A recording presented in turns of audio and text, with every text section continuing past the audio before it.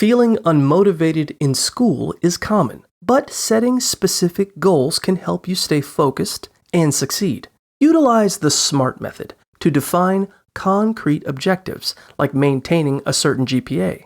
If you find yourself distracted, use mindfulness techniques to regain focus and break down larger tasks into manageable steps to prevent burnout.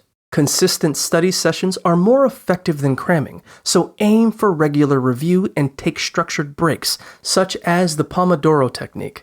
Limit distractions by keeping your phone away during study time and tie your goals to rewards that excite you. Collaborate with a small study group to share the workload and accountability. And stay organized by tracking assignments in a planner or calendar app. Lastly, designate a specific area for schoolwork to enhance your focus.